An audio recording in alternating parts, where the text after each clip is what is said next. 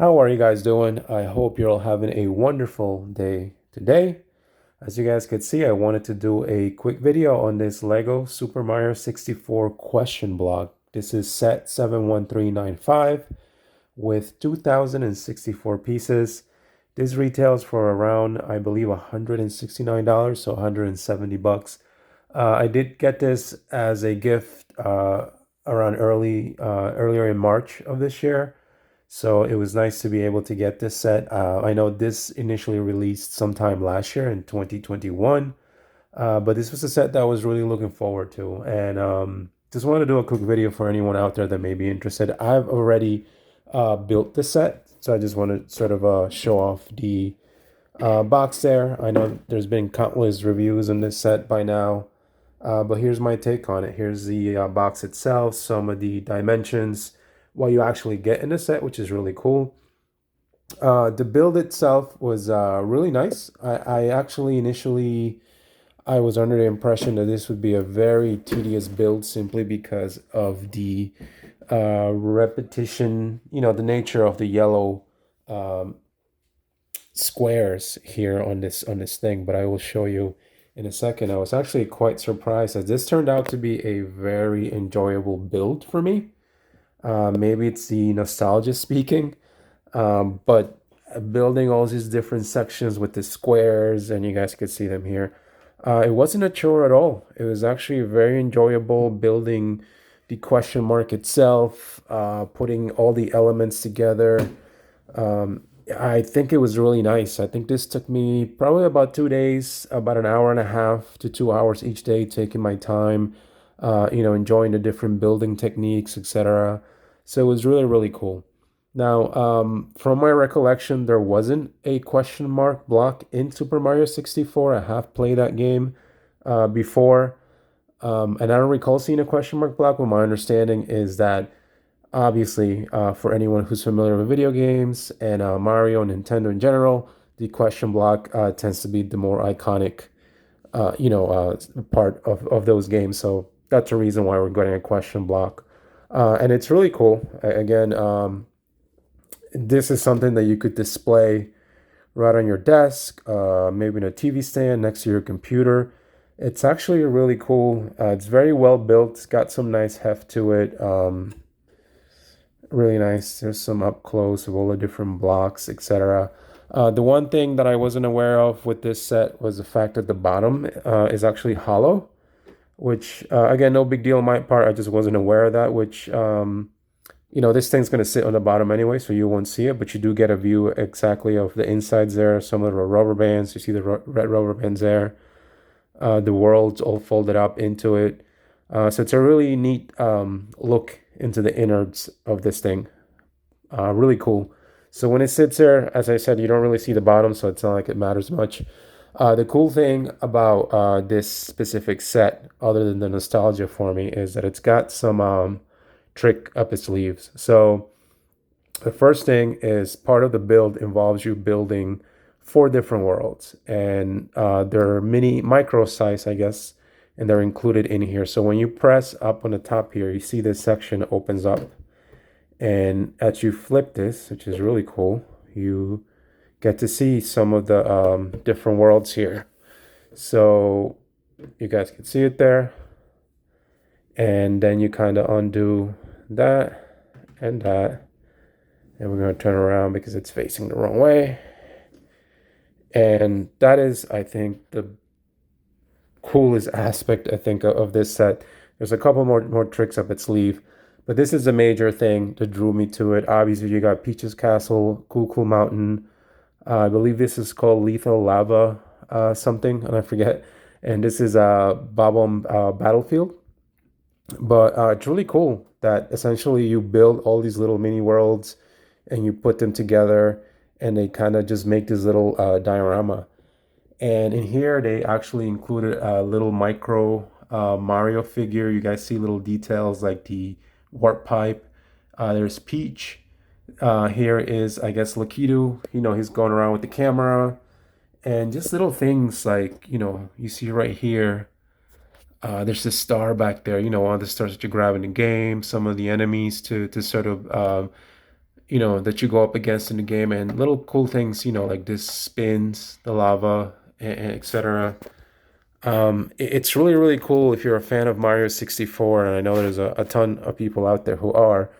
It includes all that. I mean, here's the details on the Bob battlefield, and you guys could see there the chomp uh, right here. Sorry, the cannons, some of the wood detailed and grass.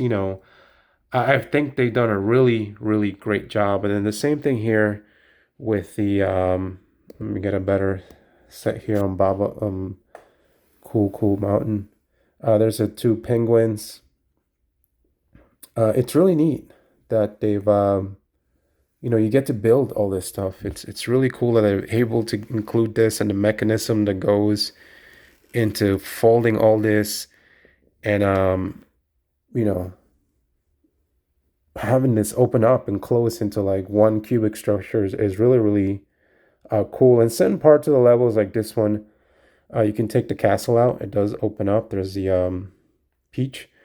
And I don't know if you could tell, but inside of here, um, very small, but you can see there's the paintings that Mario jumps into for the different levels. And then here you also see this is a set that can interact with the those electronic Mario figures from the other Mario sets.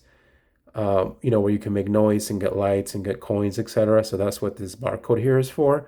But it's cool. It's cool that they included all that for folks that want that. And then there's also a part here on Cool Mountain that you can lift off, and there's some slides in there that have been built.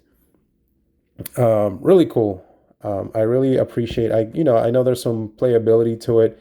I mainly got this for the display value. I will be displaying this next to my Super Mario Super Nintendo set. Sorry, the Nintendo set that came with the TV and also Bowser's Battleship. But this is really neat. And then one additional thing that they also included here is they have this part here, this front part. And in here, as you guys can see there is a small Bowser figure, which is really cool. I like that they took all those little pieces, and even like the shell part, I love that they grabbed those little pieces and just were able to make a shell. It looks really cool for such a small little piece. There's his tail, his legs, you got the horns and the eyes, etc. But it's really cool for something this small. And then part of that, this whole little thing here is the fact that when you press here in this purple piece on the inside, this opens and you have this part, which, anyone familiar with the game knows that there's a round platform, right, with the lava that you fight Bowser in. And the cool thing is that there's a handle here that if you wanted to, you could put Bowser on by his tail. And he sits there, and you could take this little micro Mario that's up here. You could take him, and essentially you could place him back here.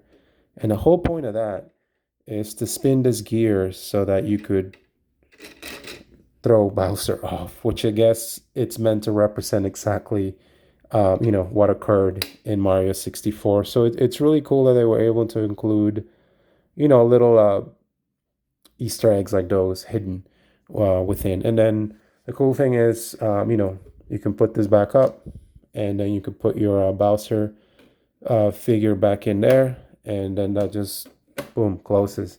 And then that kind of takes care of that. But really cool. I would say anyone who's interested in Mario, who's got nostalgia, whether, if you're a child, this is definitely great. For anyone with kids, I'm myself way up there in age, and I think this is really cool just as a collectible. I grew up with Mario. I grew up with video games, with Nintendo. So this is really cool from a collectible standpoint. As I said, this will be more of a display piece.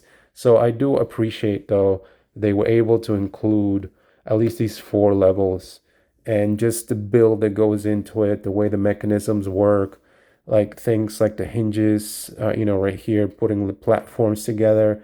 I think that's why I appreciate it more about the whole Lego design. And then to put this back, there's rubber bands, white rubber bands here that sort of are able to give you that sort of springy action.